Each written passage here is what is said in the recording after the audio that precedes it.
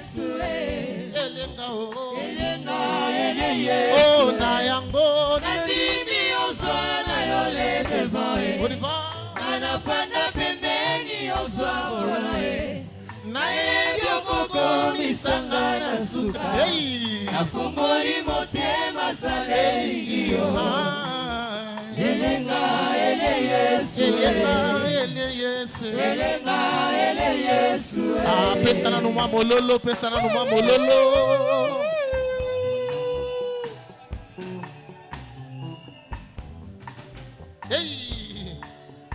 Nalo babo soki moninga abali soki moninga abali soki moninga abali sepela na mololo na mololo na mololo konzandima kofanda na basali elomba ndima ba faible netinga yoyo andima bangambo na gayi nyonso tu na parti tout nesengo il est toujours amour elenga yelie Yesu Erezwinga ezi Yesu Beta mololo mololo mololo Sanjola mon père Silibala c'est Jésus Ngam na yebaki Yesu akosekwisanga Atana lilita Yesu aza vivant Il était le mieux placé pour nakananga Lise pande kombo na ye il n'est jamais trop tard Azwaki esika nangai Azwaki esika oh na yango Nimi ozwana yole devant Anapanda pembeni ozabona naye byokoko misanga na suka nafungoli motema saleli oh na yango Nimi ozwana yole devant anapanda pembeni ozabona naye byokoko misanga na suka nafungoli motema saleli oh na yango Nimi ozwana yole Est-ce que vous comptez les matchs bina pour na Yesu anapanda pembeni ozabona naye byokoko misanga na suka nafungoli motema saleli yo elenga ele Yesu Ezwinga ezwi Yesu ezinga ezi Yesu elenga elenga ele Yesu Ezwinga ezwi Yesu ezinga ezi oh Yesu elenga Yesu elenga ele Yesu Ezwinga ezwi Yesu ezinga ezi Yesu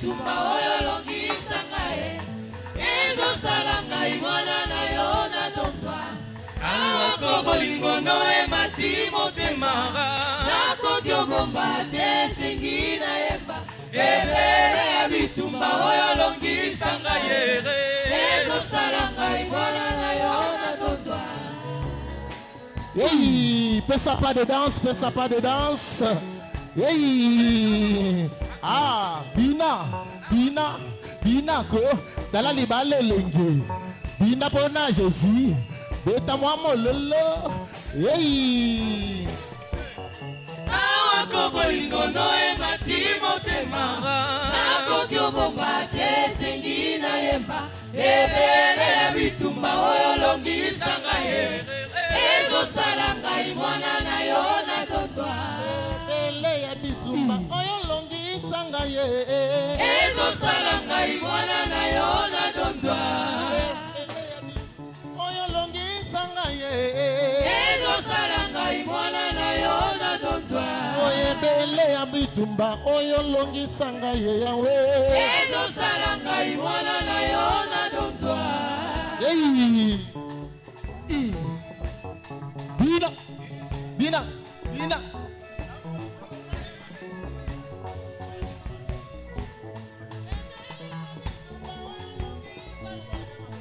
ebele ya bitumba oyo longisa ngai ezosala ngai mwana na yo opesi na bana Oh, ebele ya ba sécurité o ba telinga ya ya ya Alléluia.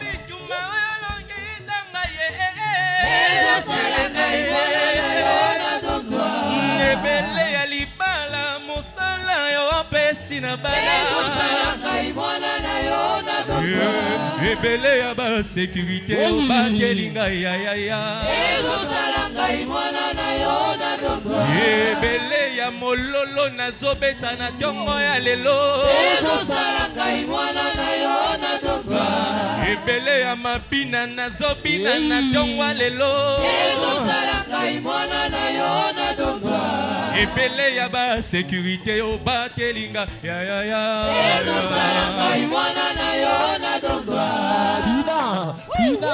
Bina soki moninga abali moninga abali papa monda abali mama Gloria abali mololo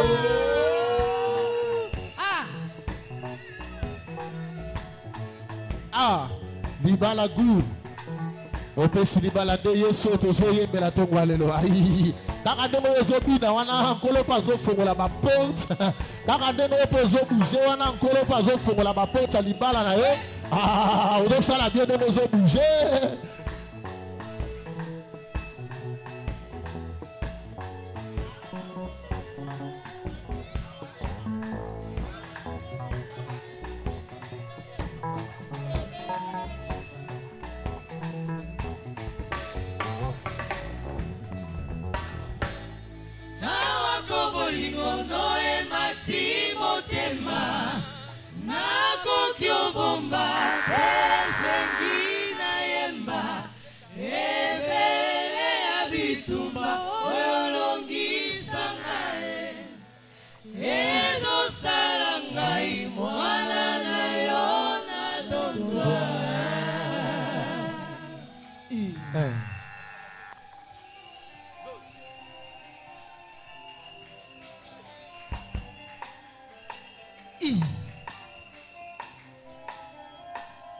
Nzambalola osalinga babia hey osalinga babia Nzambalola osalinga babia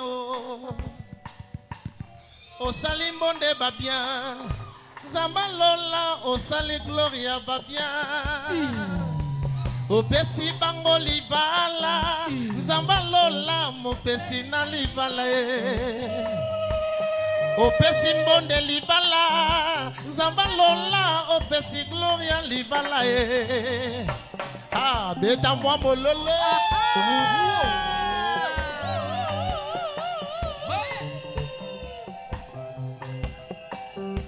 nachela yo motima nazwa eloko opesanga na moyo yo motu epimela ngai obongiselanga oyo mokili ebebisa ozongisela ngai ya motu ya nabongisa yaya na ngai nachela yo motema nazwa eloko opesanga na moyo yo motu epimela ngai obongiselanga oyo mokili ebebisa ozongisela ngai ya motu ya nabongisa yaya na ngai eske ndeko moko azosepela libalo akopesa mololo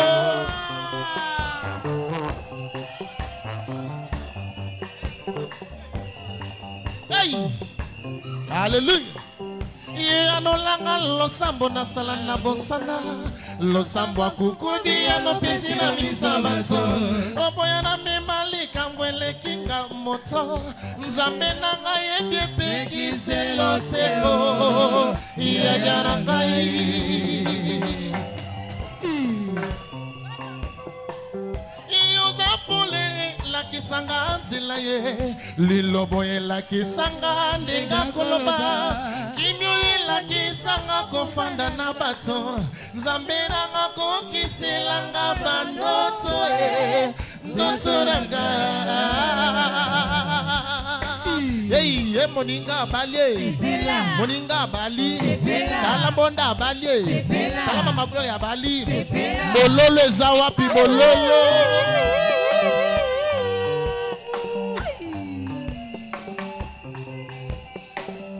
nzamba lola opesi mbonde libala opesi mbonde libala nzamba lola opesi gloria libala tolobi yango opesi mbonde libala nzamba lola opesi gloria libala tozotatola opesi mbonde libala nzamba lola opesi gloria libala lobango lisusu opesi mbonde libala nzamba lola opesi gloria libala nzamba lola opesi mbonde libala nzamba lola opesi gloria libala apesa bololo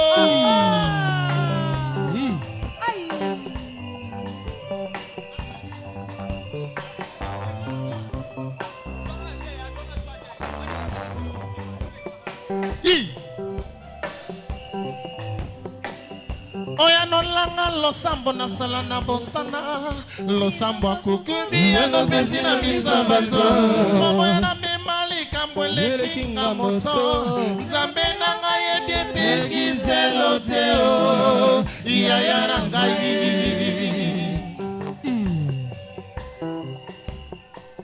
iyo pekisanga na koma miso pai kolula oyo pesa na basusu na atale epai nyonso eutaka nazwa oyo pesa na baninga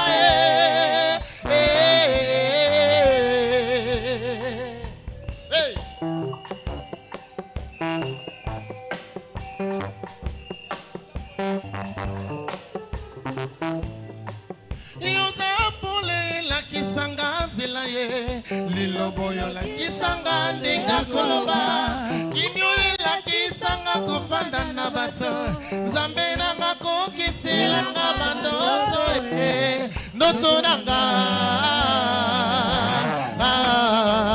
ata nazolumba solo ya bapate nayebi osopelanga mafuta na maboko libangi kweza kolia te suka na kolata kibokondi ata babotolinga mato ya papa batekinga maumu na ndako ya Potifaro bakoka te kotekisa bandoto suka na kolata kibokondi Nzambe bongi na yo moyenge bene ozua kemo utabo mwana tango moyo bongo na kina lobino te tango moyo sekwisa kila zalo sokipe osale lingabi kama ina loba moteme soboya soki na lobi na bomba motema moto suka la tatola bona swakimya Nzambe bongi na yo papa Nzambe bongi na yo moyenge ozua kemo utabo mwana tango moyo bongo la kina lobino te tango moyo sekwisa kila zalo te soki pe osale linga bikamwa atoboyi na loba motema ezoboya soki na lobi na bomba motema moto suka na tatola bona swakimya ale bina na yo toke bina ko barumba boyende topesaka Jésus nazo comprendre nene oza ya kofanda binela Yesu Masiya ale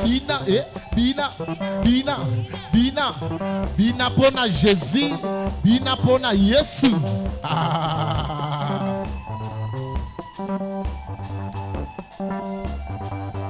hey si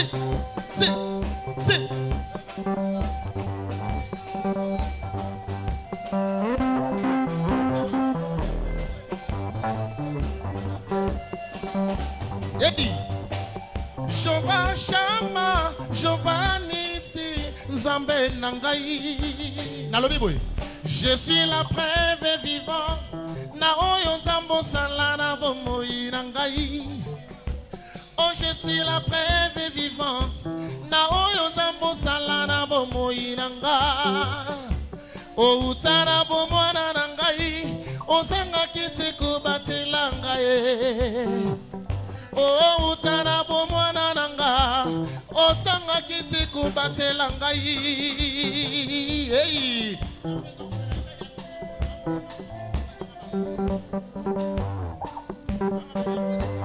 Je suis la preuve vivante na oyo nzambo salana bomoi nangai. Hey. Je suis la preuve vivante na oyo nzambo salana bomoi ya gloria.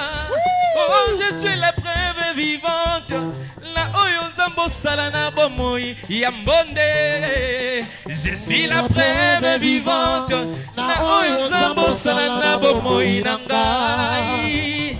Utabo mwana nangai yozangaki te kobatela ngai.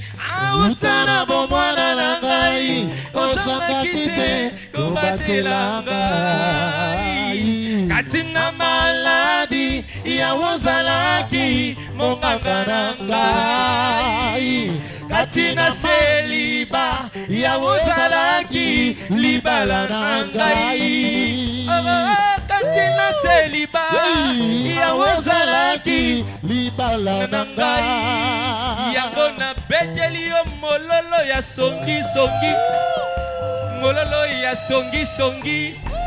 Malobaki na kobala te kasi yesu pesinga libala lelo.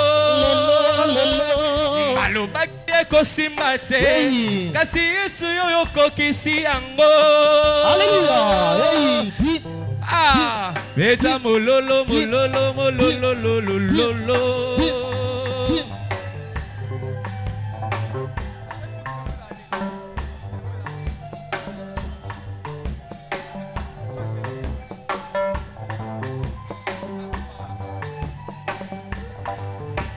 Je suis la preuve vivante na oyo nzambo salana bomoi nanga. Je suis la preuve vivante na oyo nzambo salana bomoi nanga. Utana bomwana nanga. Utana bomwana nanga ozangaki te kobatela ngai. Katina maladi Katina maladi ya wozalaki monganga nanga. Katina seliba na seliba ya wozalaki libala nanga. Betsa mololo mololo. Alléluia. Yesu azwa lokumu. Betsa mololo mololo. Yesu azwa lokumu. Alléluia. Alléluia. Bolingo yangai na yoe ezali ya kino suka te. Makwela na biso chérie ekosila te kinolola.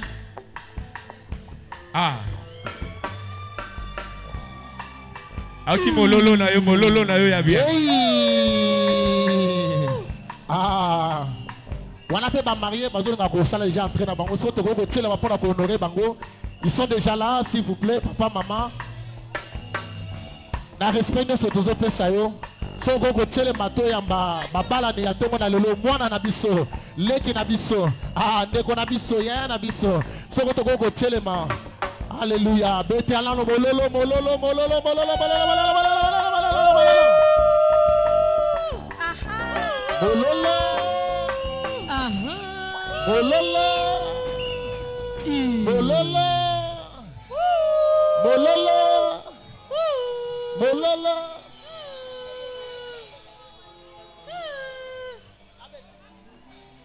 Alléluia.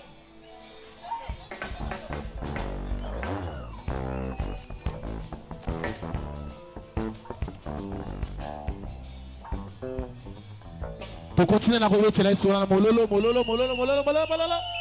Alléluia, Jésus.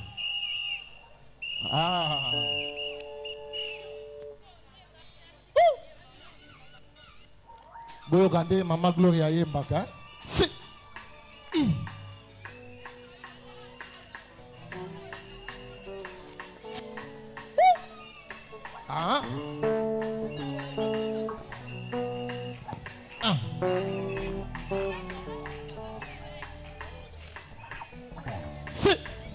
Ah, salam moi pas de danse.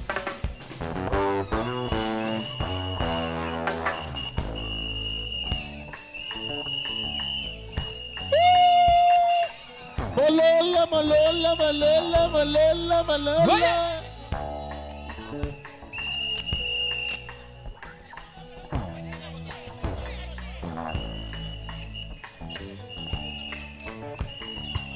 Amen.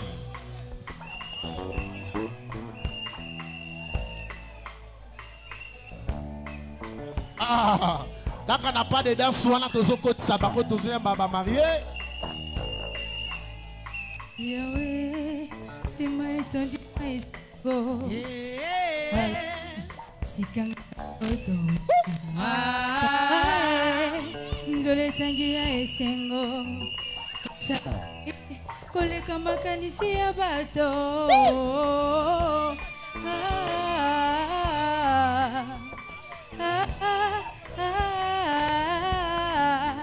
Tu m'as créé de joie qui déborde.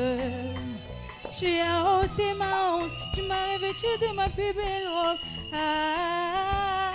Elongi nanga yo ngingisi, sengo nanga yo zungisi, nyosolo ba yo kokisi. Babola mweleke bele, ya ozangisi ngamaloba. Babola mweleke bele, ya ozangisi ngamaloba. Bola mweleke bele, ya ozangisi ngamaloba.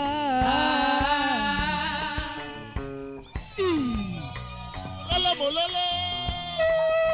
Hey, hey. Bakisa mololo na esengo. Bakisa mololo na esengo. Alléluia. Yahweh, na mbelwa talo yembo. Si. Papa, na betelwa ta maboko. Bota maboko. Yahweh, na betelwa ta milolo. Papa, na mbelwa talo yembo. Moi nanga ya tongo, nyoso yanga ezibomo. Bisumba nanga yo sirisi, bikamo na yo na tatoli.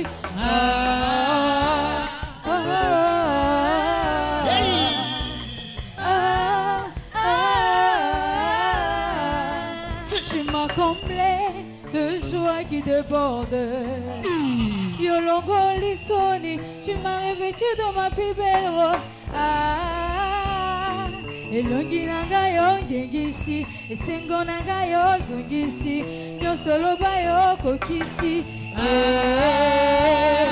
Babola mweleke bele, ya ozangisi ngamaloba.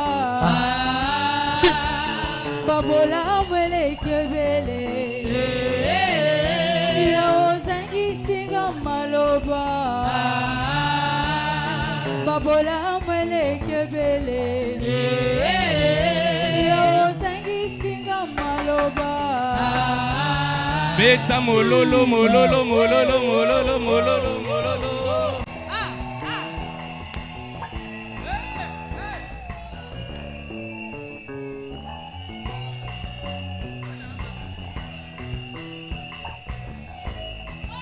Anaoki mololo na yo Beyoncé.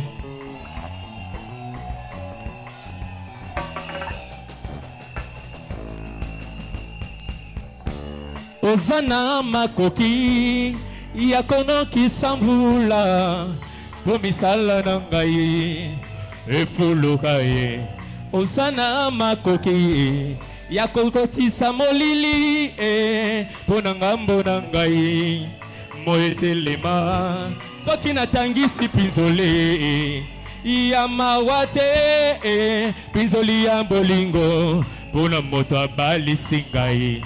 Oyo kankalo sambo, oyo kankalo sambo, oyo kankalo sambo, soki bataleli yo oyo kankalo sambo, oyo kankalo sambo, oyo kankalo sambo, soki bataleli yo mololo mololo hey nazoyo kayote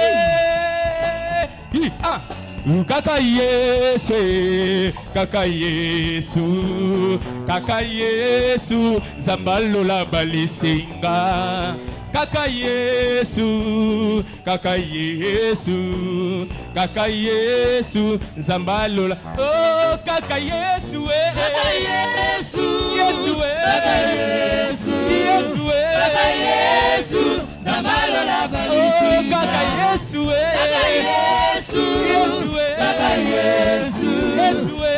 Yesu zambalola yemba kaka Yesu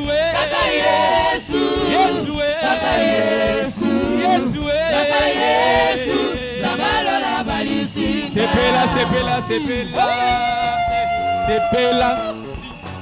sepela moninga bali sepela moninga bali sepela Gloria bali Aristotle bali Yambonda bali sepela Abisoto bali si Awa to bali si sepela mololo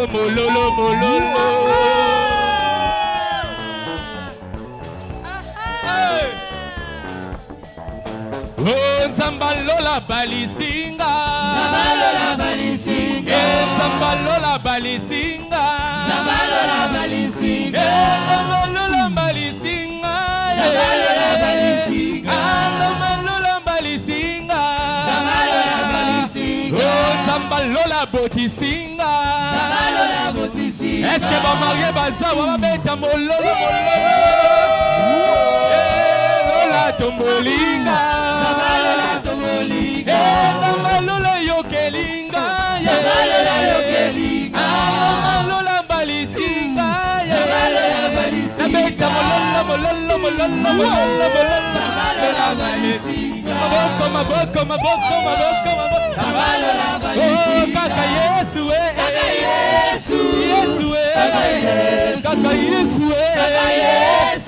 zambalola balisinga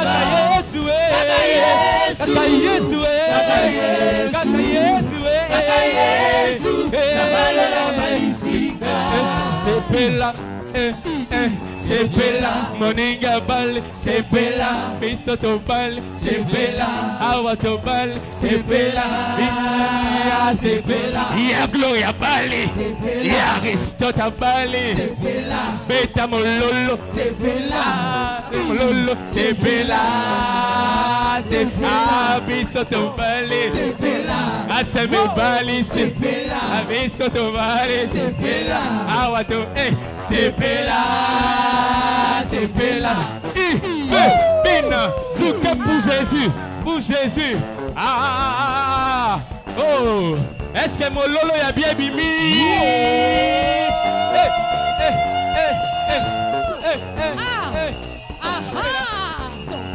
Oh, kaka Yesu,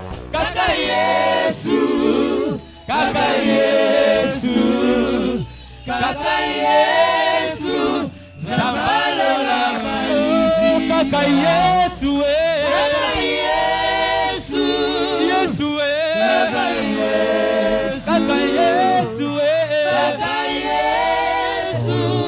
zambalola balisinga. On acclame. Alléluia. Tobeti maboko pona Yesu. Aïe. Tu n'as pas encore acclamé à l'animation du mariage. Nous pouvons nous mettre. Aïe. Le Seigneur est bon. Mettons-nous.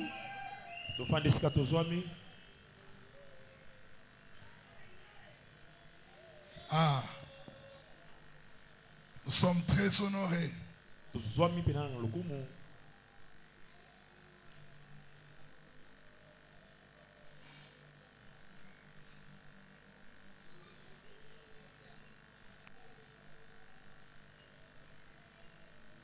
Donnez aux instrumentistes les chaises, ils vont se mettre ici devant.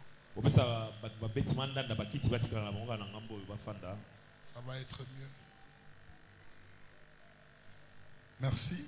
Est-ce qu'on peut acclamer le Seigneur notre Dieu? Dieu soit béni. Nous sommes honorés ce matin de célébrer ce mariage de nos enfants.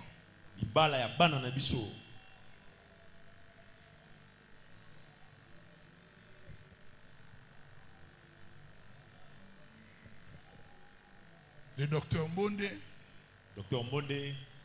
et de Gloria, tous fils de la maison. Est-ce qu'on peut acclamer le Seigneur encore? Alléluia.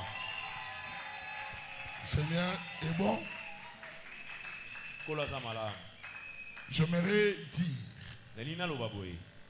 tout au long de la cérémonie, je vais le dire à ceux qui sont venus aujourd'hui. C'est interdit de se déplacer et de filmer.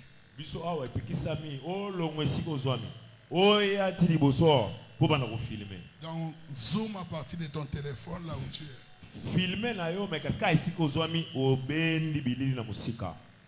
C'est seulement les photographes officiels qui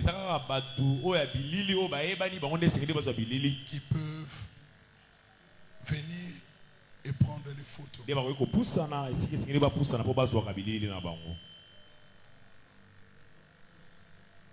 L'église reste sacrée et nous devons considérer ça comme tel.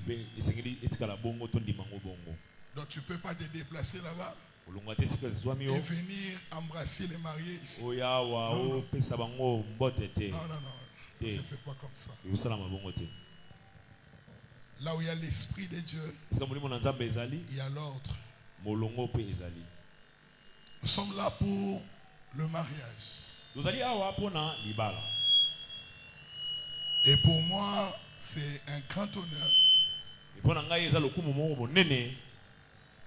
de bénir le mariage d'un enfant que je connais depuis l'âge de 7 ans.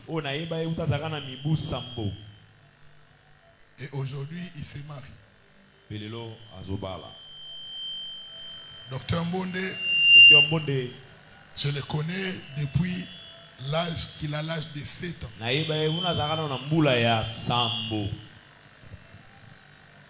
Il est passé par notre école de dimanche. Et certainement, c'est parmi les fils qui ont une certaine intégrité de vie. Parmi les rares serviteurs qui n'ont jamais été sanctionnés pour indiscipline ou pour méconduite. Et aujourd'hui il se marie. Je bénis Dieu pour ça. Et aussi pour sa femme. Elle aussi c'est une fille de la maison.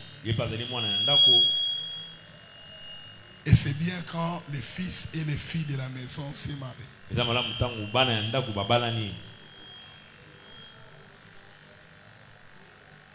Je vais donner une exhortation. Et puis, je vais bénir le mariage. Le mariage est le premier lien humain de la société. C'est le premier lien humain de la société.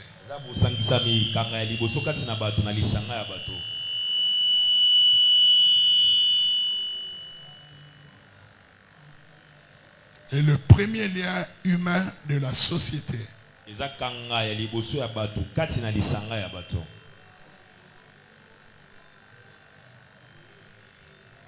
Et la plus haute relation humaine.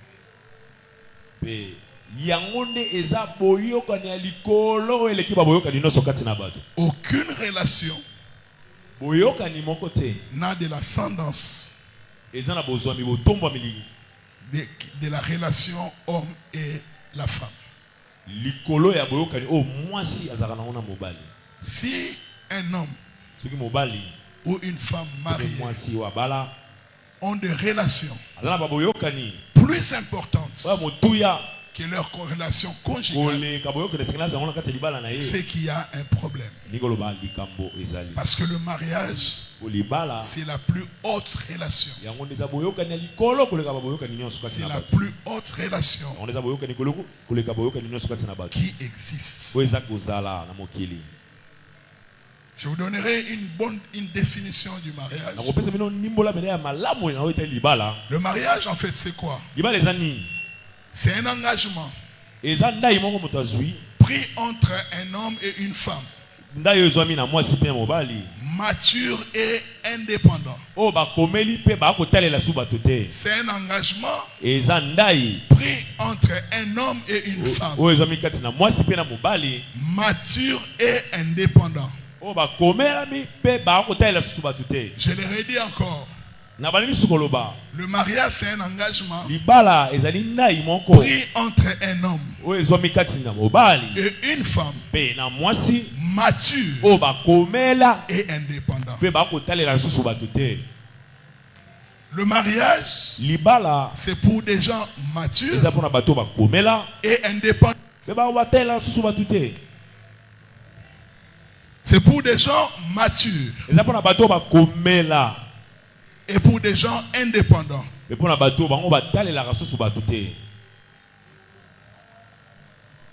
Si vous n'êtes pas mature, vous n'êtes pas indépendant, vous ne pouvez pas vous marier. Une autre définition: le mariage est une alliance permanente entre un mari et une femme. Une alliance permanente. Donc il n'y aura pas un temps de congé, un temps de pause. C'est une alliance permanente. Permanente. Il n'y aura pas un temps où la femme doit rentrer chez elle. Il n'y aura pas un temps où ils disent mettons un peu une pause. Non, le mariage est une alliance permanente entre un homme et une femme. C'est pour cela que je dis, ce sont des gens matures et indépendants. Indépendants dans tous les domaines. Mentalement, socialement, financièrement, émotionnellement, qui peuvent s'engager dans le mariage. Les gens qui ont grandi et qui assument seuls leurs décisions. Et le mariage a priorité sur toutes les autres relations. Donc Mbonde aujourd'hui, sa priorité, c'est sa femme. Et sa femme, sa première priorité, c'est son mari. Donc aujourd'hui, Mbonde ne peut pas zapper à ses obligations parce qu'il devait aller rendre service à d'autres personnes. Dans le chef de priorité, votre mari, votre femme est une priorité. Parce que je vois des femmes, il va rendre visite à sa famille, mais il ne prépare pas pour son mari. Et son mari vient, Elle ne trouve rien à manger. Et la femme dit, maman m'avait appelé. Papa m'avait appelé. Non. Avant de partir, tu dois d'abord arranger pour ta priorité. Et ta priorité aujourd'hui, ce n'est pas ton frère, ta soeur. Ta priorité, c'est ta femme. Et la priorité de la femme, c'est son mari. L'Africain a du mal à accepter ça. Mais c'est ça.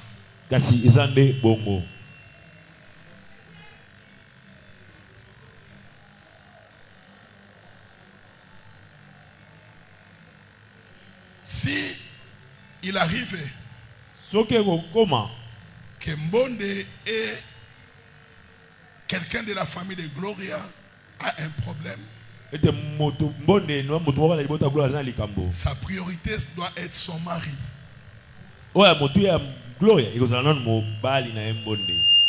C'est pour cela, si vous placez le mariage en deuxième position, vous détruisez l'ordre des choses. La première relation que lui a, que eux auront, c'est la relation de leur couple. Les autres relations peuvent venir après.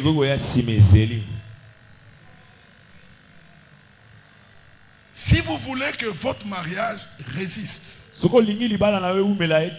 vous voulez qu'on vous respecte comme couple, placez toujours votre relation en première position.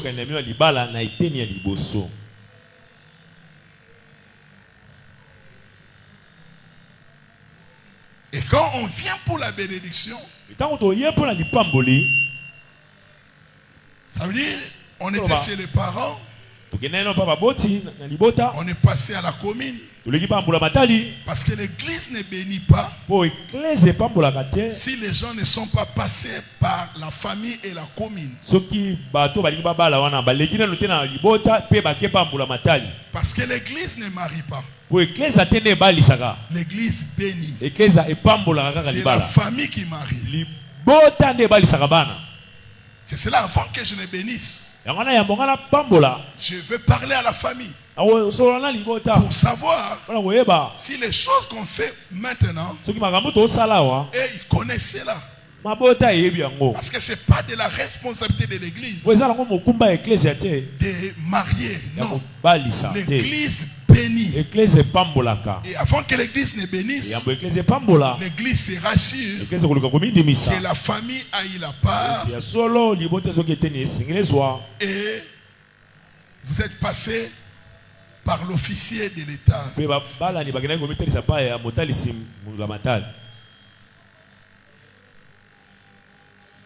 Quelques principes importants que vous devez savoir. Mbonde et Gloria. Et tous les mariés qui sont ici. Vous devez bien m'écouter. Très bien m'écouter. La première des choses que vous devez savoir, que maintenant là, vous avez commencé une vie à deux. Vous n'êtes plus indépendant. Vous commencez une vie à deux. Donc l'homme n'est plus indépendant. La femme n'est plus indépendante. Le jeu est remplacé par le nous. Maintenant là, chacun ne peut plus réfléchir à sa façon. Maintenant, vous devez commencer à prendre les initiatives ensemble. Commencez à faire et à gérer les projets ensemble. Elle n'est pas une étrangère. Toi aussi tu n'es pas un étranger. Maintenant vous êtes deux. Hier Tu pouvais sortir et personne n'est laissé là où tu es. Mais maintenant, tu es obligé de signaler toute absence et tout déplacement. Parce que vous n'êtes plus indépendant. Parce que je sais que tu marches, tu te promènes un peu trop.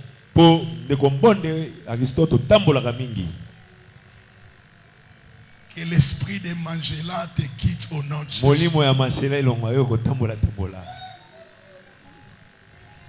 Maintenant là, donc tu ne fais plus ce que tu veux. Non. Et comme je disais à un homme, je dis, mais toi tu es ici, est-ce que tu as dit à ta femme? Non,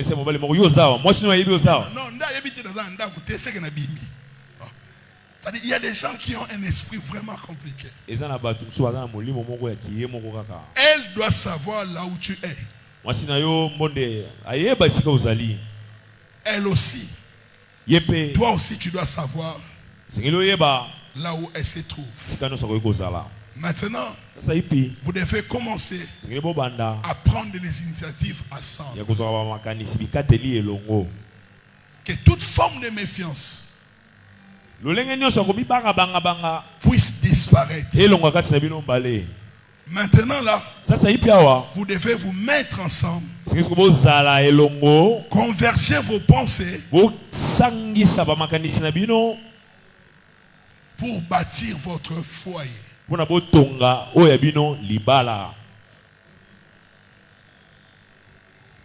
Donc, vous n'êtes plus indépendant.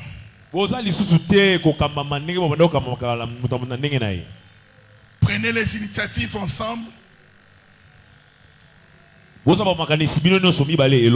Prévenir, informer l'autre. Commencez à faire des projets ensemble. Que le jeu se remplace par le nous. Le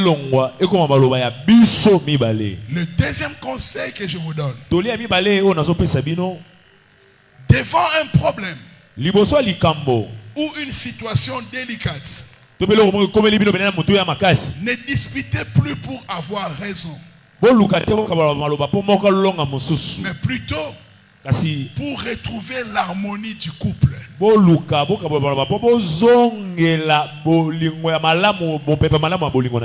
couple ne se dispute pas pour chercher qui a raison, qui a tort. Le but des échanges dans un couple, c'est pour retrouver l'équilibre, l'harmonie du couple.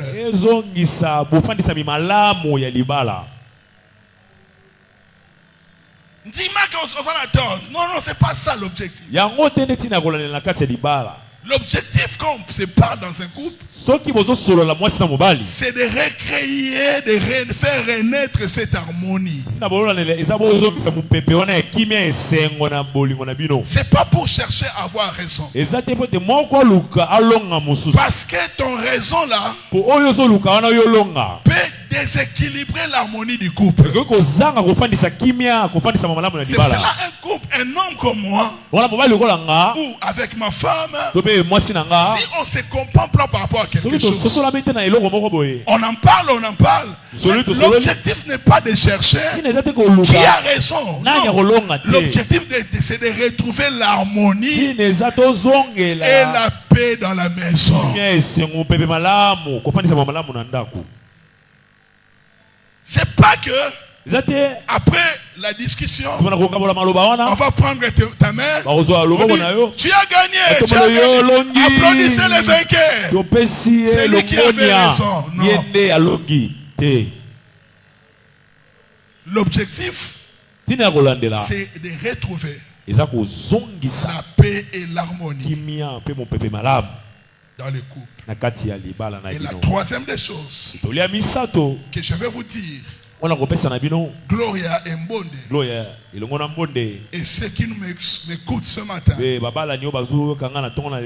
votre maturité va venir du fait que vous résolvez la plupart de vos problèmes, vous deux.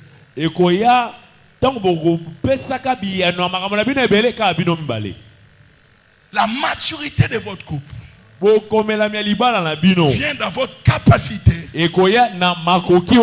à résoudre vos problèmes. Parce que beaucoup de jeunes couples que je constate, il suffit d'un problème, tout le monde est informé. Mais la maturité, c'est la capacité à résoudre ces problèmes entre vous et votre femme. Vous cassez tout, vous détruisez tout.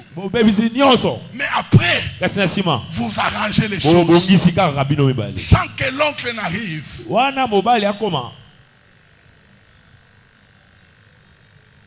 C'est cela, pour que ça se fasse comme ça, il faut que le couple soit animé par un esprit de dialogue.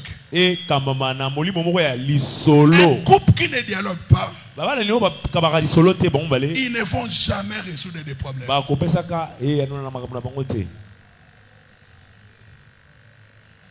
Parlez et résolvez la plupart de vos problèmes.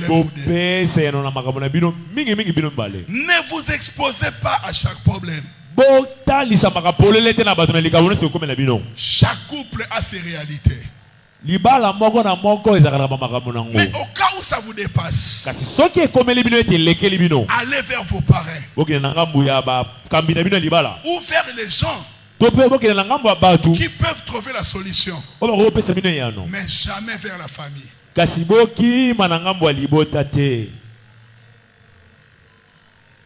Vos problèmes ne doivent jamais arriver à la famille.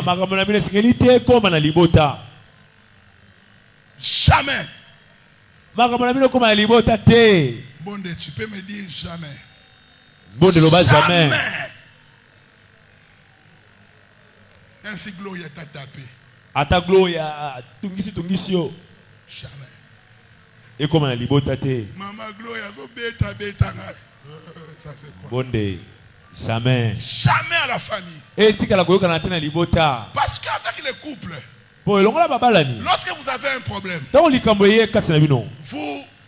la femme dit de ce côté, l'homme dit de l'autre côté, et tous les gens sont dans des tensions parce qu'il y a des problèmes. Mais quand vous allez résoudre vos problèmes, vous allez nous laisser dans les suspens. La maturité, c'est de comprendre on est marié, on est devenu responsable. S'il y a un problème, on en parle.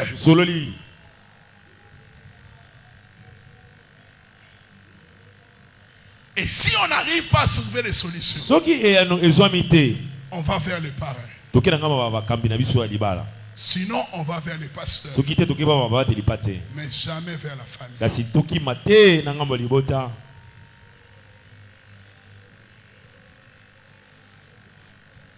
Quatrième chose que je vais dire. Vous devez garder le caractère sacré du mariage. Je vais expliquer cela. Docteur Mbonde, ta maison, c'est pas une extension de chez vous. Gloria, votre maison, c'est pas une extension de chez vous. Où les amis peuvent venir. C'est la maison de notre copine. Ça, c'est quel jeu comme ça? La Bible dit que le lit conjugal soit exemplaire de tout suite. Le mariage est sacré. La maison est sacrée. Où vos camarades viennent et ils passent à la cuisine. Parce que vous, les enfants d'aujourd'hui, parce que nous sommes de l'ancienne époque, vous, les enfants d'aujourd'hui, vous voulez montrer aux gens, vous voulez que les gens viennent pour qu'ils voient votre maison. Alors vous amenez les camaraderies dans votre maison. L'homme va venir, quelqu'un il devient indisponible même dans sa propre maison.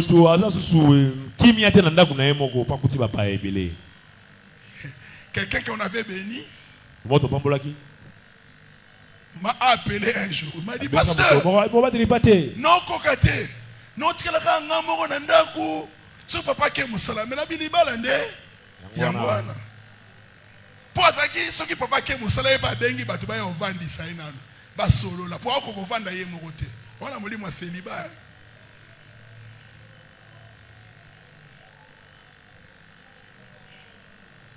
C'est pas une extension de chez vous.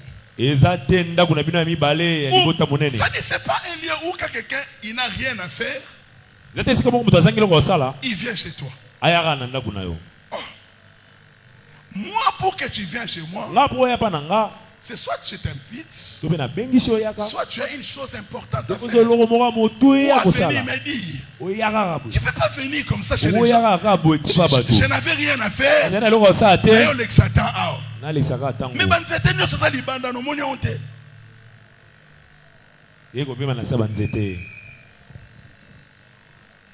où il y a des filles même qui vont très loin. Leurs amis vont juste dans le lit conjugal. Même la nourriture du mari, les gens peuvent venir ouvrir. Ils font trop de jeux dans les choses sacrées.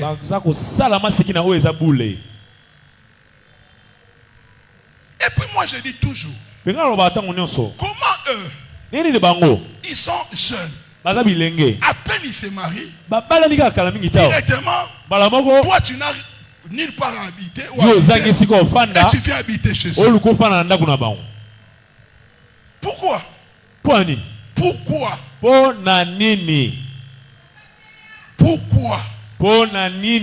Laissez-les vivre comme ça.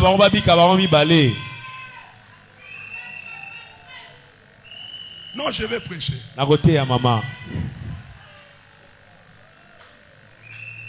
Et puis vous devez savoir, comme ils sont là, ils ne se connaissent pas encore. Lorsqu'ils vont entrer ensemble, c'est là où ils vont se connaître. Eux, là ils disent, Jésus, toi tu étais comme ça. Ils ne se connaissent pas. Alors laissez-les le temps de se connaître. Alléluia. Amen. Oh, est-ce que vous pouvez dire Amen? Amen. Laissez-les vivre ensemble. Parce qu'il y a des gens qui viennent chez des gens en inspecteur. Eh maman, kuna baswani, kuna babundi, bako swana, bako bunda, bako beta na bakao. Mais quand basa bambi bale moi ebima. Exactement. Ceux qui croient à tout est dans la porte. Si on dit à tout est dans la porte, à tout est dans la porte. Ceux qui disent en bon des apportes pour nous, c'est qu'ils apportent. C'est qu'ils apportent. À tout est dans la porte. Yo le apporte. Ils apportent. Ils apportent. Alléluia. Amen. Comme ça même à l'église. Après l'église comme ça les dimanches, vous allez là-bas. Ah, ça c'est quoi? Avant leur maison. Avant leur maison. Tu es allé où? Continue à aller là-bas. Continue à aller là où tu es allé toujours. Parce que lui il travaille. Sa femme aussi fait ses désirs. Mais peut-être c'est le dimanche ou c'est le seul jour où ils ont le temps d'être ensemble.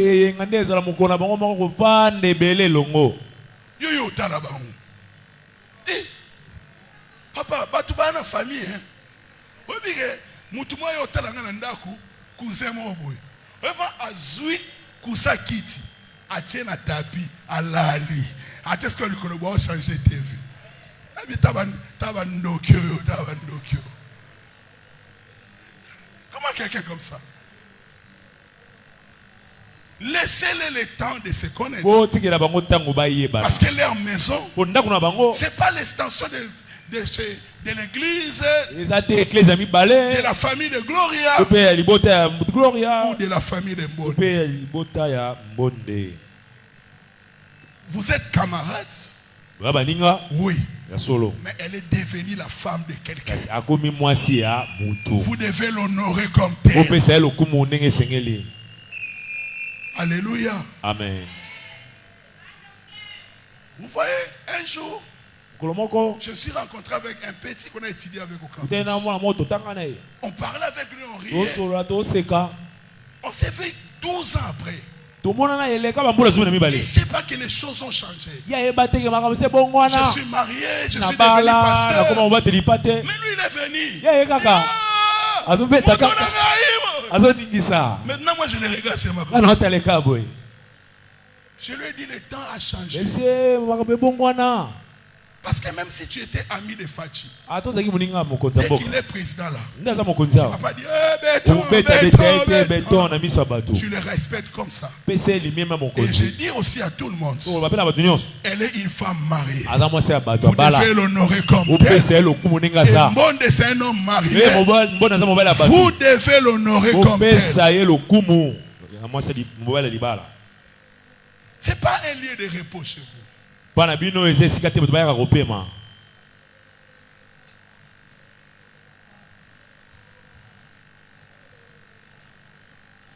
a des gens, ils viennent. Vous ne savez même pas quand il va partir. Bien. Il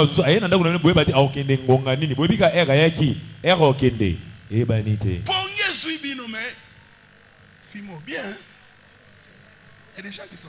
En fait, l'Africain, le problème avec l'Africain, c'est la mentalité.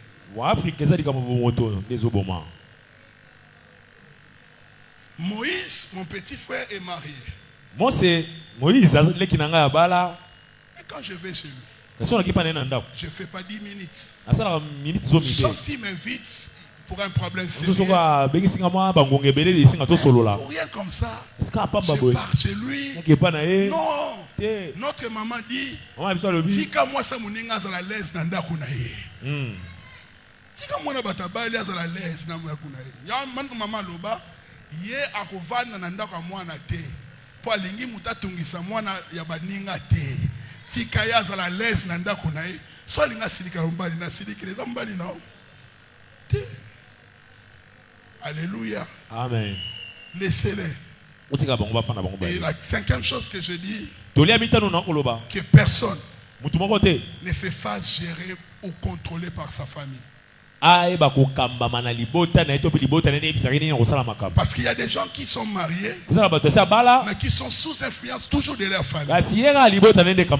Vous dites, vous parlez avec votre femme, avec votre mari. Attends d'abord, je veux aussi aller expliquer à papa.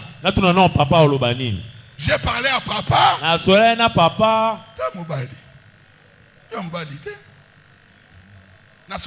Papa l'obité. Tous sommes maintenant en écouté. Tous sommes maintenant en voiture. Vous voyez que la micro base dans la sagesse. C'est comme ça il y a certains hommes. Papa peut te conseiller. Papa ya solo akope sa toli. Mais quand tu t'es marié, c'est toi qui décides. Yo moko nde komi ko so bikateli na yo. Personne est sous influence de sa famille. Non. Ne se fais pas contrôler par ta famille. Ça dit ce que tu fais, ce que tu dis doit bénéficier de l'approbation de la famille. Non. Vous êtes indépendants et matures. Que vos familles ne doivent pas être au centre de la résolution de vos problèmes. Et les familles ne doivent pas être à la base de vos problèmes.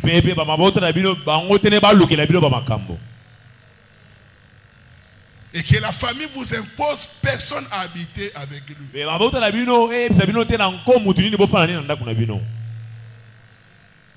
Sixième chose, vivez en fonction de vos moyens. Oui, tu n'as pas épousé, toi tu n'es pas un bon de Tshisekedi. Non. Parce qu'il y a des comme ça. Et certains hommes font des affaires à cause de ces femmes. Vivez en fonction de vos moyens. Parce que la foi ne veut pas dire la folie. Il y a des gens comme ça. À 5 000 $, à 500 $ par mois, il faut 10 mois garantie. Et puis, à ça, il peut 10 mois, il faut 10 000. Vous comprenez, à utiliser la garantie dans ça. Vivez en fonction de vos moyens. Parce que les femmes novelas, les femmes actuelles, ils veulent vivre au-delà de leurs moyens. Vivez en fonction de vos moyens. Sans envier. Sans se comparer. On regarde ce que lui fait pour sa femme. Et la septième des choses, vous devez aider votre partenaire à devenir la meilleure personne.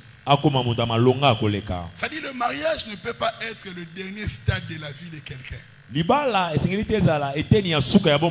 Parce que beaucoup de gens ici, depuis qu'ils se sont mariés, ils ne font plus rien. Leur vie s'est arrêtée là.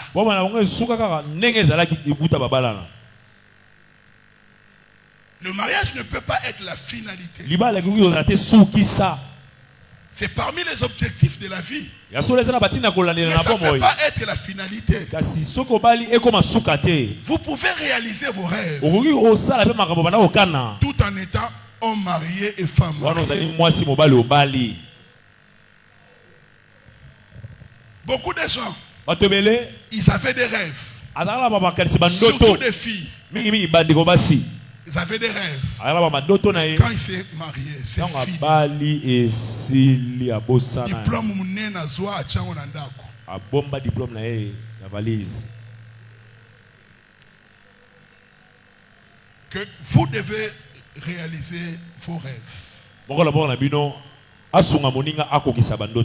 Une autre chose que je vais dire, ne vous laissez pas détruire par l'amertume. Pardonnez-vous régulièrement. C'est-à-dire, ne laissez pas le manque de pardon vous détruire. Pardonnez-vous régulièrement. Parce que l'un et l'autre fera des erreurs. Pardonnez-vous régulièrement. Et lorsque vous aurez des enfants, et vous en aurez beaucoup. Parce que les hommes, vous faites beaucoup d'enfants. Il faut en avoir beaucoup. Il y a gratuité de maternité. Gratuité de scolarité. Mais pas gratuité de la nourriture. C'est ce qui pose. Lorsque vous aurez des enfants, ne faites jamais entrer vos enfants dans vos conflits.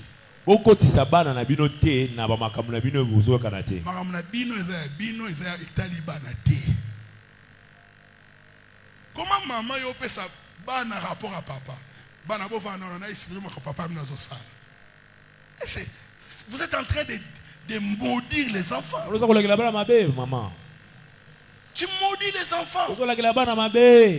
Nous, en grandissant, c'est-à-dire, nous on savait que nos parents ne se disputent pas. Mais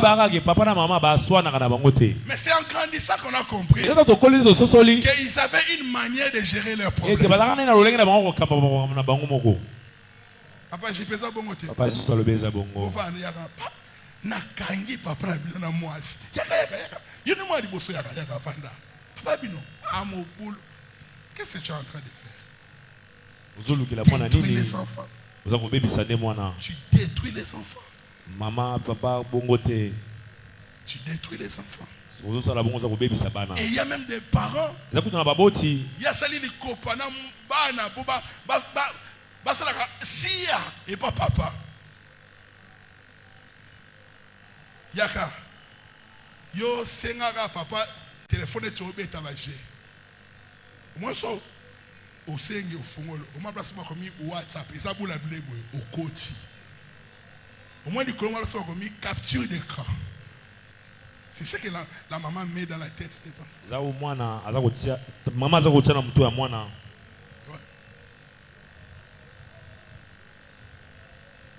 Un homme a dit,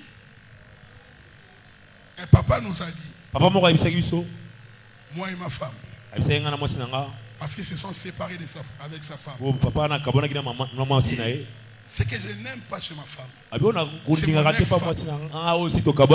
c'est qu'elle a tout fait pour que les enfants puissent marier.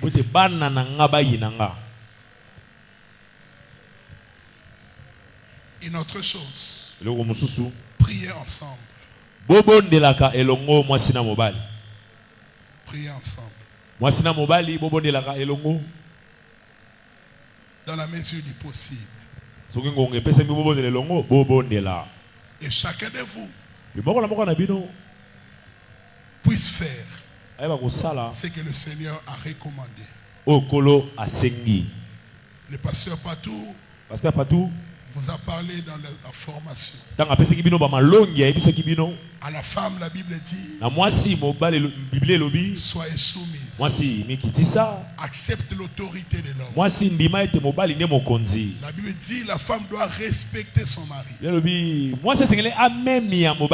La femme doit obéir à son mari. Mais une grande qualité que la Bible parle de la femme, un esprit tranquille et doux. Ouais. Moi si toujours bas la terre.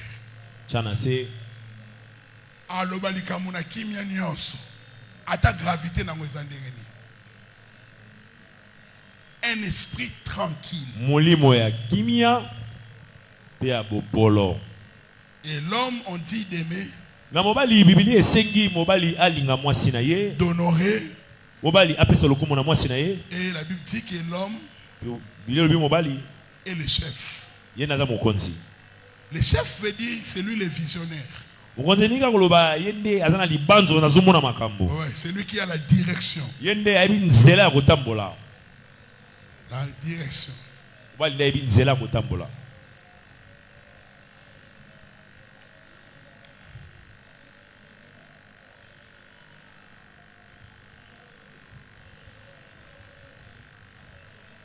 L'autre chose, je vais vous dire à l'oreille ici.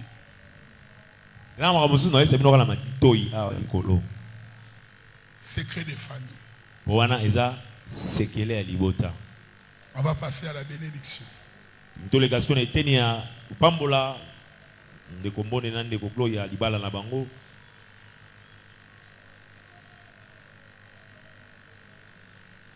Est-ce qu'on peut acclamer? Est-ce qu'on peut acclamer? Demande à ton voisin, tu n'acclames pas, pourquoi? Monde soit qui facture peut pas la bino. Yango nini yango monda la kaki abala yo beta maboko topo chaki gloria misu gloria na monde beta la Yesu maboko. Pouvez monter ici.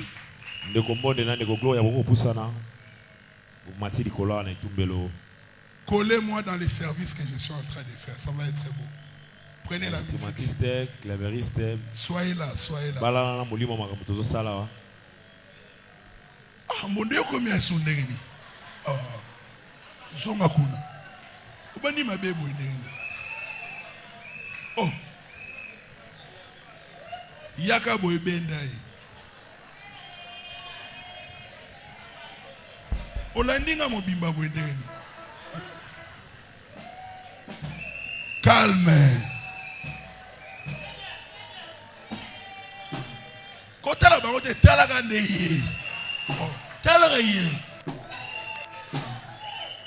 Necho obanga neti fimo efaya wa.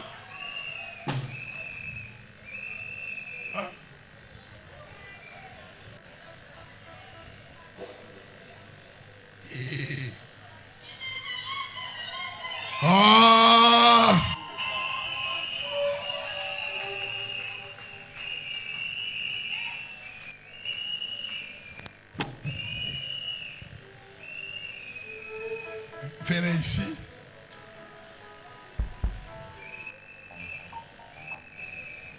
Ah. Monde. Est-ce qu'on peut acclamer le Seigneur? Alléluia. C'est très beau à voir, très beau à voir.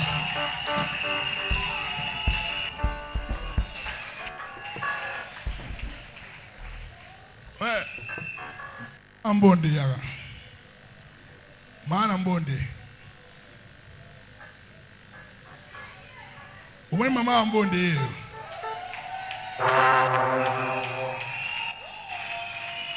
Yaka.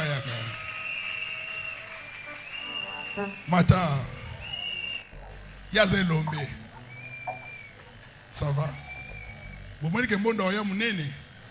Vous pouvez Satan.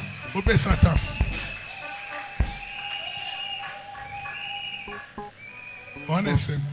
Nazane semu. Obalisi. Nabalisi na sepeli. Moi si namna ko modena. Gloria, masaka matondo.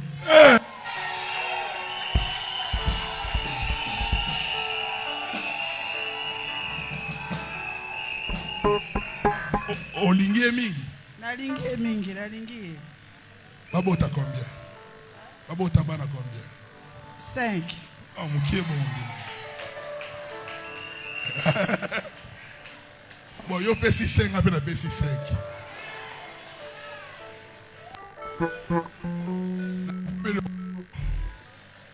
C'est la maman de monde. Est-ce pendant qu'elle rentre, on acclame le Seigneur?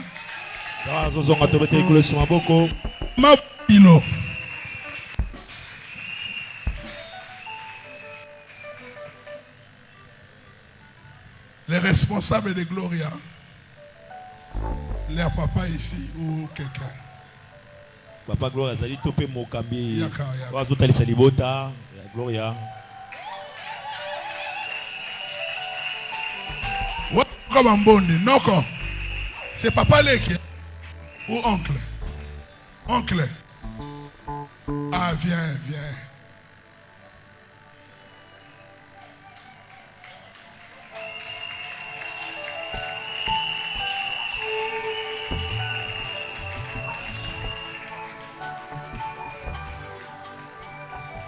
Omoni discipline en monde à Zouangwa. Ah, yeah. Yes, Ketia. Hein? Merci. Maman Boni. Un micro ici, frère Dodo. T'es frère Dodo. Yaka. Oza maman Leki, maman Kulutu. Nga mama Leki nae. Ah. Oncle Yakabo. Oyebi makambo. Suka ya lisolo.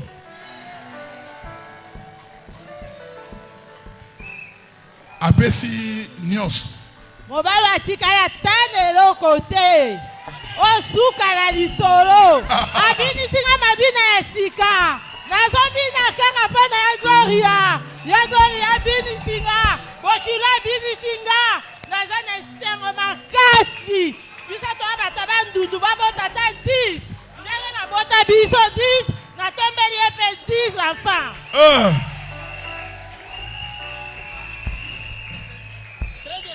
Donc, on a 5 ans, maman a 5 ans, on a 20. Famille à Mounene.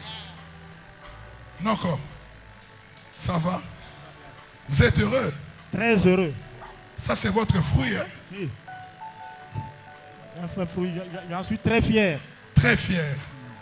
Il est devenu vraiment ce que vous pensez. Si. Vous êtes très fier. C'est ce que je voulais, ouais. Il vous a honoré. Pardon? Il vous a honoré. Si, il va vraiment honorer. On est content. Et ils ont votre bénédiction. Bien sûr que oui. Merci beaucoup. Merci beaucoup. Oh, Soukana Likambuko. Mabina sika. Nabina kakaka de décembre le 1er juin. Ezabika mwa kata libota. Esengo makasi. Na sebe de gloire ndamba pambo na bangwe bele. A multiplier bénédiction na bati mukona kokufa. Amen. Amen. Hey! Et là, sans moi.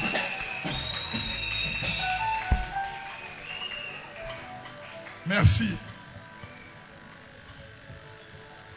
Je vais demander à Mbonde d'enlever pour voir si c'est elle. Ouais. Au moins, on a beau consolate.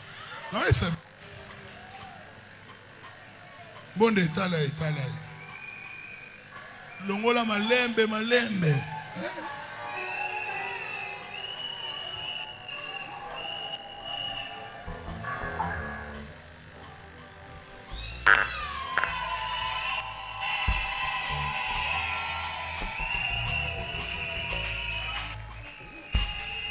Micro, s'il vous plaît.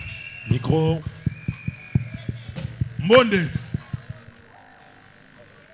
Esaïe, tu Esaïe. Yeyo, en chair et en os. En chair et en os. Mbonde. Otalana, Gloria Poussana. Mbonde Ntinga Aristote. Pour combien d'années veux-tu prendre Gloria comme épouse? Je la prends jusqu'à ce que la mort nous sépare. Merci beaucoup. Gloria, jusqu'à quand veux-tu prendre Mbonde comme époux? Jusqu'à ce que la mort nous sépare. Est-ce qu'on peut acclamer le Seigneur? Jusqu'à ce que la mort.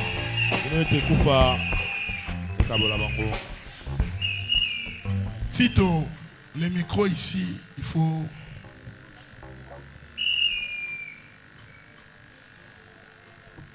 Les anneaux. Bah pété. Eh, ma reine.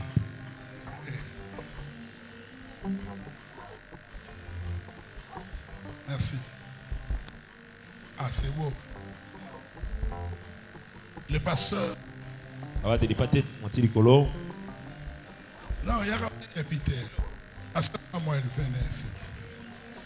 Gloria, vous poussez là-bas, pasteur. Bon, de pesa passer Peter en beauté. Le ban a nzamba sungayo.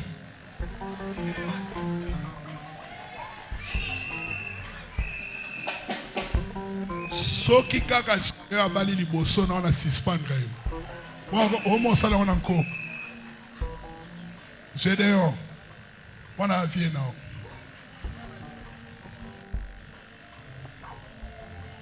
Je vais prier pour les anneaux. Seigneur notre Dieu, notre Père, nous prions pour ces anneaux fabriqués par les hommes. Aujourd'hui, ça devient le symbole de leur engagement et de leur amour. Je prie, Seigneur, que ces anneaux soient un signe extérieur qui cœur. Que toute alliance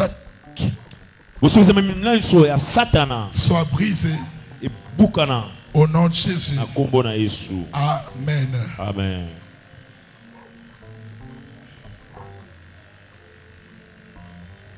Vous allez commencer, Mbonde.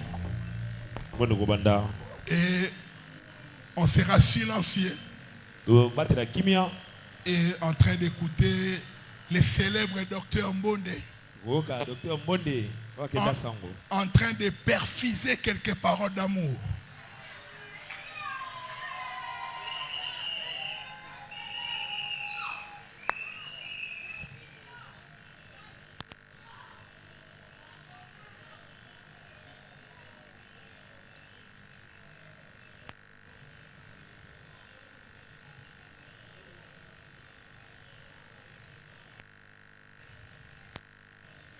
Parle et ton peuple écoute.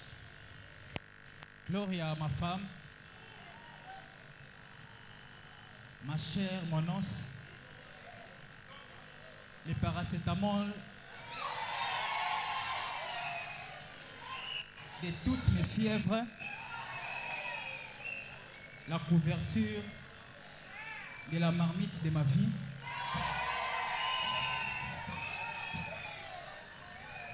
Avant de m'adresser à toi, je commence d'abord par dire merci à Dieu parce que le jour d'aujourd'hui, c'était sans forme, hein, mais grâce à Dieu, ce jour a pris la forme. Je dis également merci à mes pasteurs et à l'église pour leur soutien de tout genre. Je remercie également toutes nos familles qui se retrouvent ici dans ces lieux. Et je t'ai fait porter cette alliance, cet anneau, et je te promets l'amour sans fin, je te promets la fidélité, je te promets de te chérir, je te promets de rester, de laisser mes yeux braqués seulement sur toi.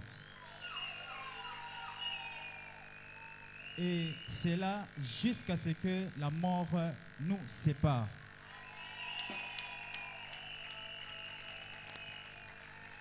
Et je te déclare ma flamme et je te dis que je t'aime de tout mon cœur, de toute mon âme et de toutes mes pensées. Merci beaucoup. Gloria, ma femme. Est-ce qu'on peut bien acclamer le Seigneur? Non, acclamez bien.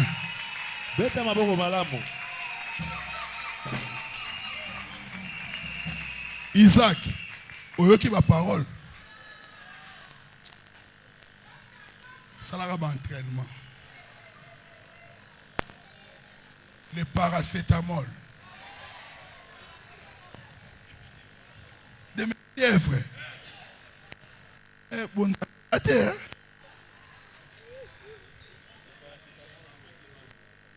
la marmite de ma vie.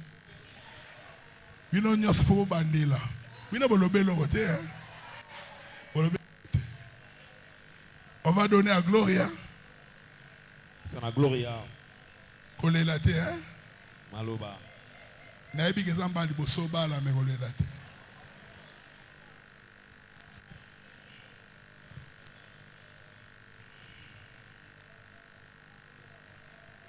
Voilà. On va écouter Gloria. Gloria. Merci. Je dis bon merci au Seigneur pour cet moment. Et je vais chanter un peu parce que j'aime le parole de cette chanson.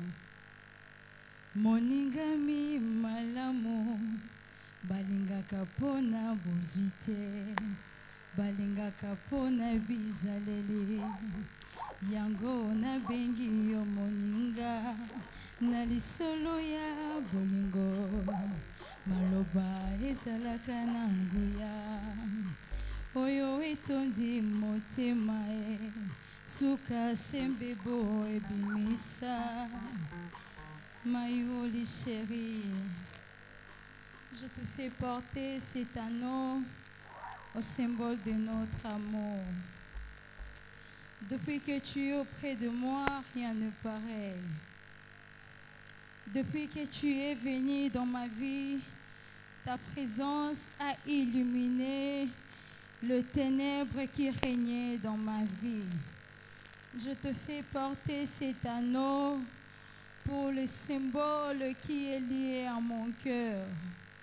Au travers de cet anneau, je te fais porter que le Seigneur te fasse encore grâce, d'y aller encore de l'avant, parce que ta présence a illuminé ma vie, parce que ta présence a ajouté un plus dans ma vie. Oh, pour toi, je suis prêt à tout. Pour toi, je n'ai plus de limites. Avec toi, on a franchi de murailles que je ne pouvais jamais sauter toute seule. Mais avec toi, tu m'as aidé aller sauter. C'est pourquoi, avec cette gratitude, je te fais porter cet anneau pour te dire que je t'aime et je t'aimerai toujours. Je serai fidèle, je serai soumise jusqu'à ce que Jésus reviendra pour nous prendre. Je t'aime, Mayoli Shewani.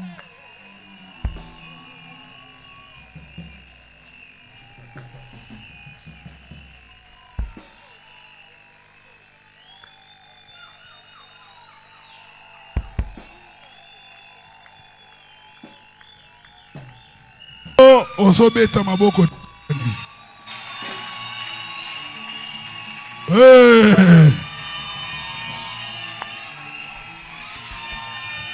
Beta na milolo. Beta na milolo.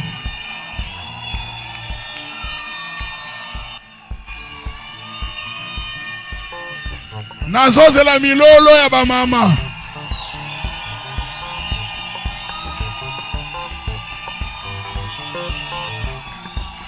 Mulolo ya babokilo. Ah.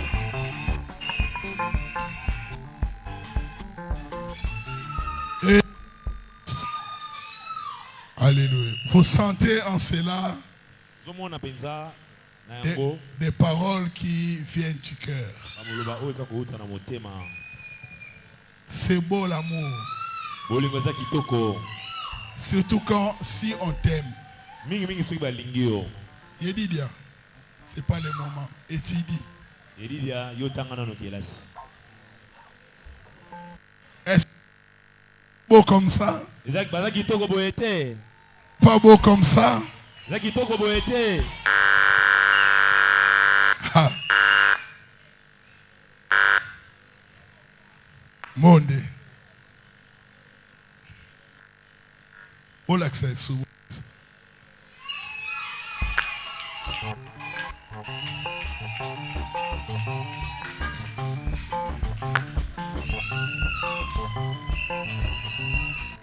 On va passer à la bénédiction.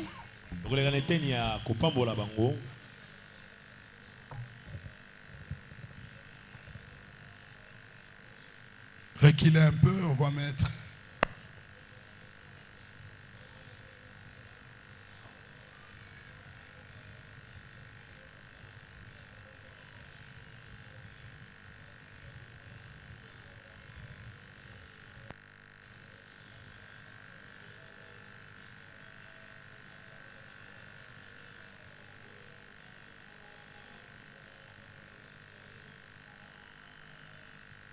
Jésus. On va prier pour eux. On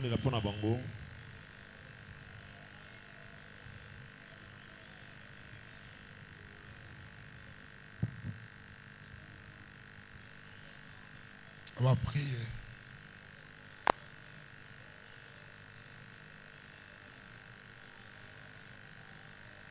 Il faut que quelqu'un soit derrière là-bas et derrière ici. C'est mieux toujours.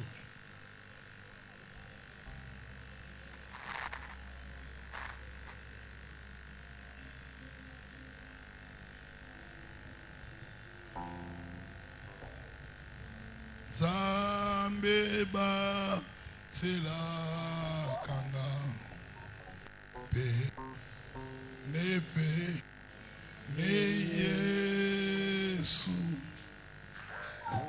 poesenga natalisa baya mokozi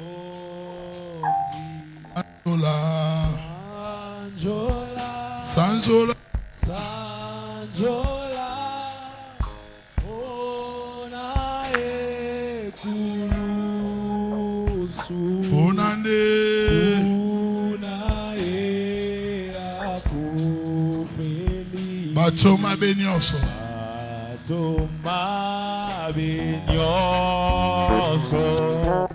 Sanjola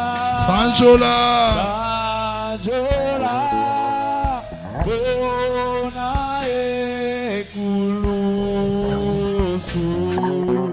Bona akufeli Matoma benyoso Yoza papa Yoza papa Yoza papa Nabi Yoza papa Yoza papa Yoza papa Nabiso Yonde papa Yonde papa Yonde papa Yoza papa Nabiso Yoza papa Yoza papa Yoza papa Nabiso Ekimelo Ekimelo Solo Ekimelo Ekimelo Nabiso Ekimelo Ekimelo Ekimelo Nabiso.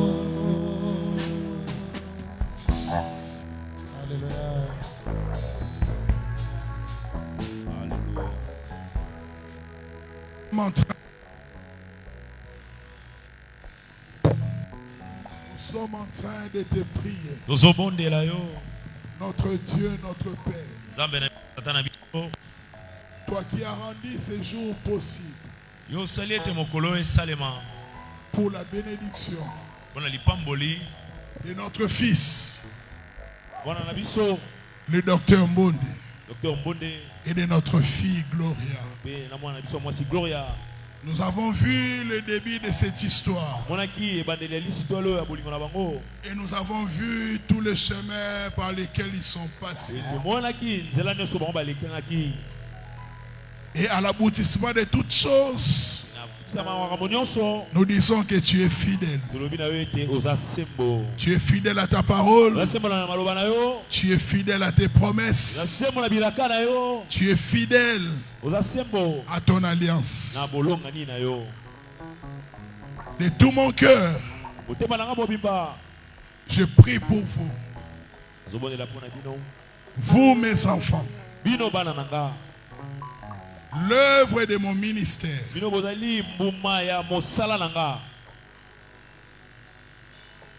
Le fruit de mon apostolat.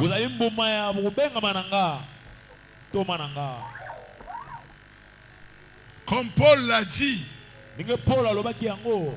si pour d'autres, je ne suis pas apôtre, je le suis du moins pour vous. Car vous êtes mon œuvre dans le Seigneur. Vous êtes le fruit de mon apostolat. Vous êtes le fruit de mon appel. Seigneur, comme père de cette maison, je bénis Gloria et Mbonde. De tout mon cœur, je les bénis. Des bénédictions des cieux, des bénédictions de la terre, des bénédictions des mers, des bénédictions même dessous la terre. Que l'alliance de la croix soit au-dessus de toutes sortes d'alliances, familiales, régionales, même claniques. Seigneur, je prie pour eux qu'ils vivent pleinement les plans préétablis par toi. Que leur jour de bonheur soit très très nombreux. Donne-leur des enfants, des moyens, des richesses, le pouvoir d'acquérir les richesses.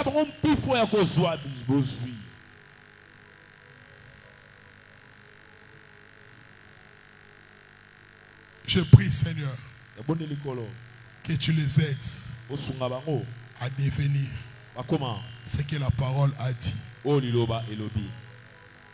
Que l'influence de la parole de Dieu soit au-dessus de toute influence. Soyez bénis et vivez pleinement tout ce que Dieu a prévu pour vous. Vous serez heureux aujourd'hui jusqu'à ce que le Seigneur revienne. Au nom de Jésus, que j'ai ainsi prié. Amen. Amen. Amen. Levez-vous.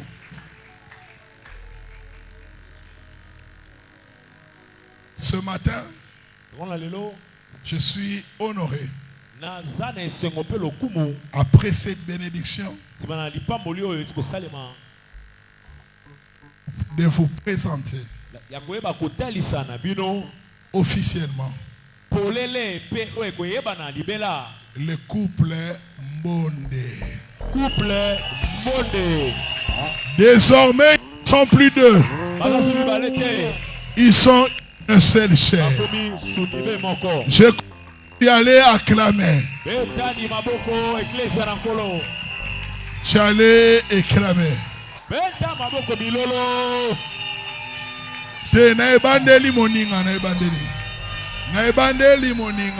C'est mieux.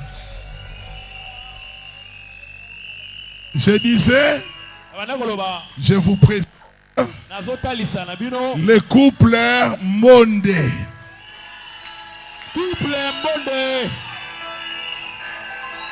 Alléluia.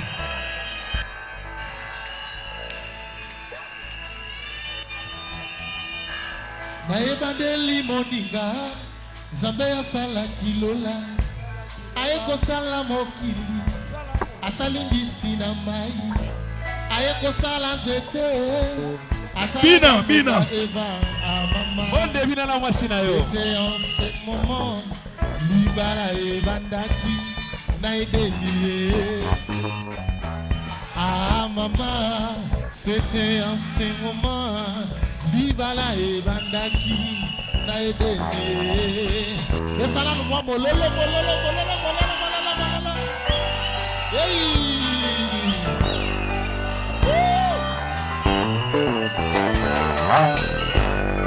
Libala moninga ezali poya lolendo te na libala solo batala kabizaleli banga babo kilo peto saba sene na yo gloria yo sara gentil kisi la libala yo peto si ah mama gloria yo sara gentil kisi a libala yo peto si ah wapi mololo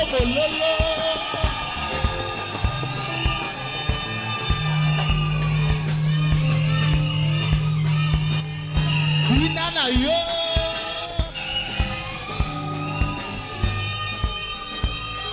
hey ah oh Talambonda Valley Mama Gloria Valley c'est bella Mama Bonda Valley c'est bella ah beta mololo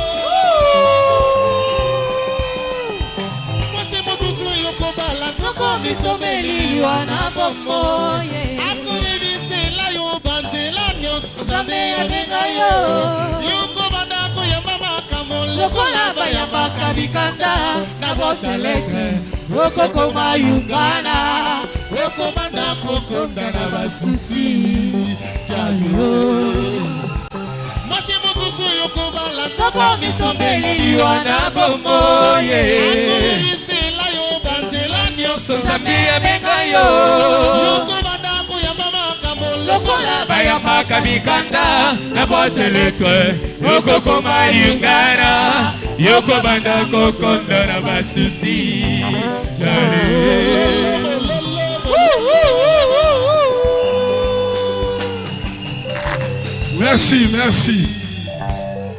Merci.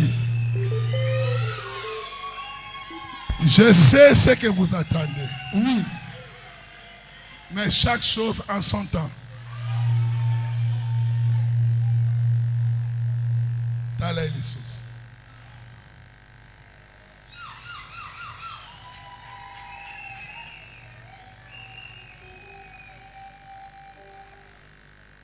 Merci, pasteur.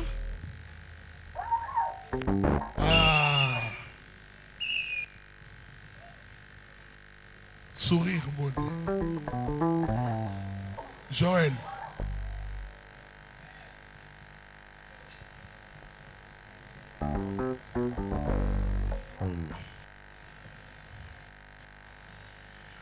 Je veux vous puissiez vous regarder.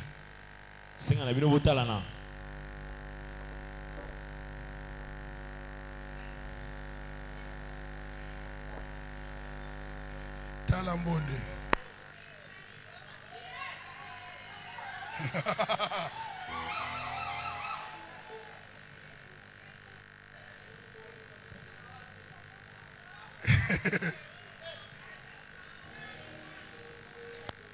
Tu vas donner, mais c'est un saint. Donc un saint veut dire au dodi gautique. C'est ça.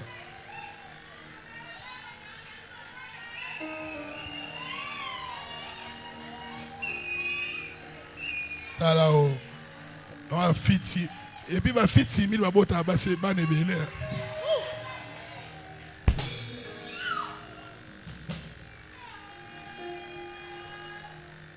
Yo, c'est là, vraiment.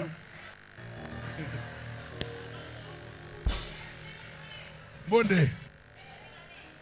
Un bisou à maman.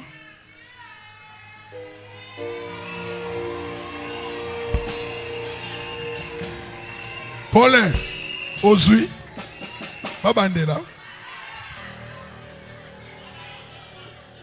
C'est bon? Babandela. Bandela.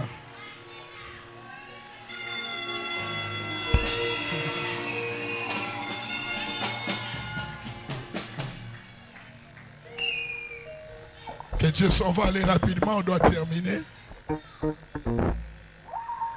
La Bible, on commence par la Sainte Seine. Ouais.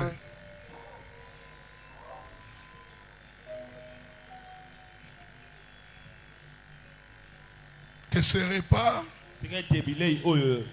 puisse apporter la vie de Christ dans votre foyer.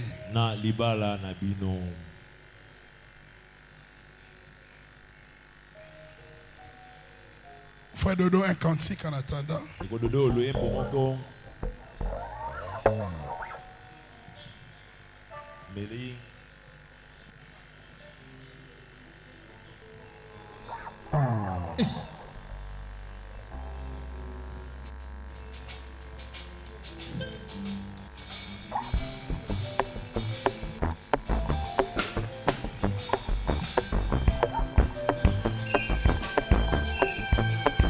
L'église vous donne ces cadeaux de la Bible.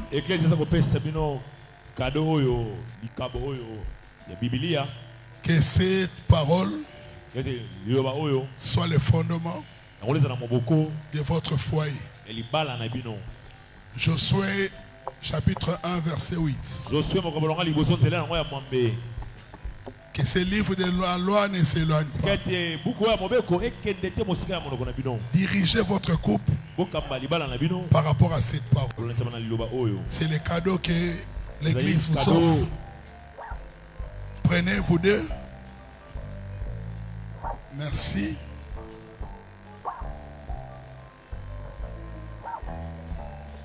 Viens prendre pour eux aussi.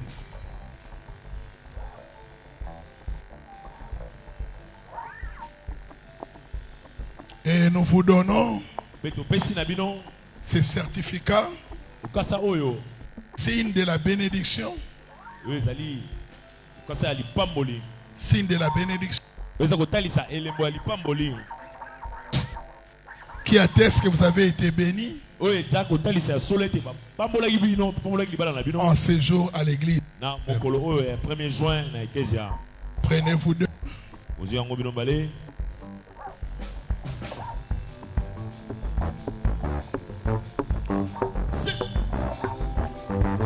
Merci.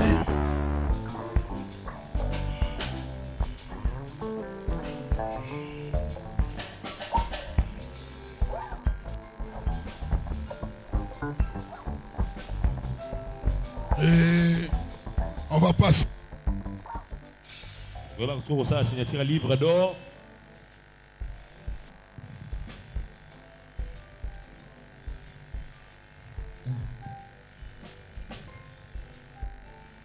Je vais inviter ici les mariés, venez signer le livre d'or. La femme aussi, venez.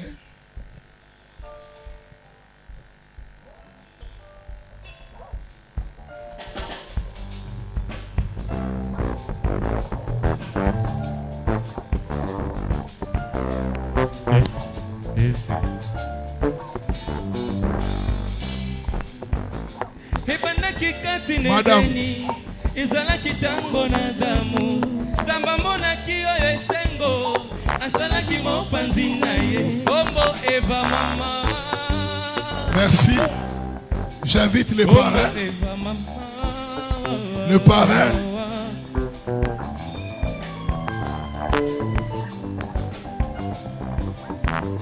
Bolingo yangai na yo ezali yakino sukate makwela na biso chérie ekosila te kinolola talanti na randa lingomba kolula mokili te kitoko ya basi na se ekosilaka te.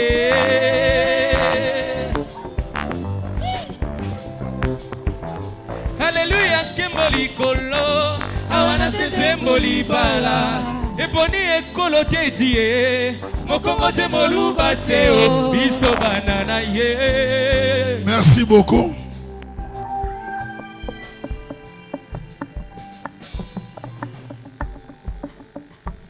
Pasteur Patou. Alléluia kembo likolo awana sensembo libala eponi ekolo te die mokongo te moluba te o biso banana ye. Biso bato na ye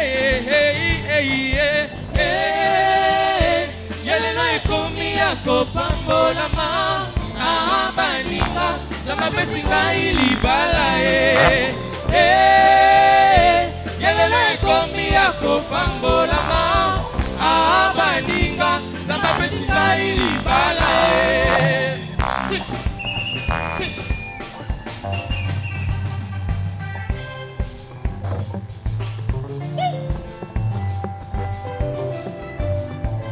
minajua fasi moja ubimbili yangu lisema le pasteur mutu moja yipura madati manyuma ya le pasteur mukusoma juu ya mapendo Mungu na sifa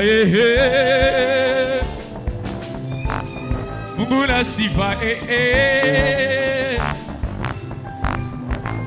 louange boya toyemba na libala oyo ya gloria louange boya tobina na libala oyo ya mbote yaka toyemba na libala oyo ya gloria motokole yaka tobina na libala oyo ya mbote.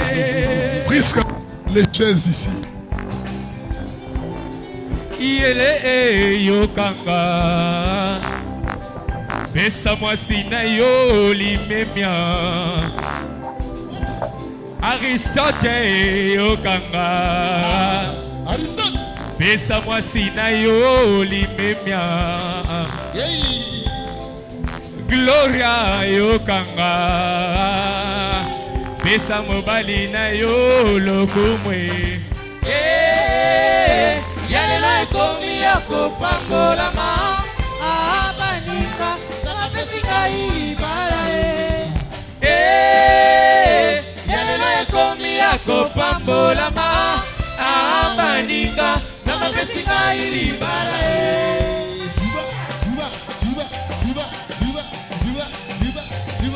Merci.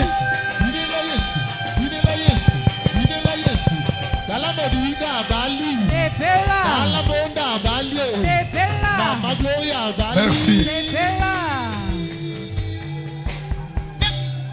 Nous allons. Il y a de ceux qui sont venus qu'au deuxième culte. Nous allons passer à notre temps d'offrande et des dîmes. Temps des offrandes et des dîmes.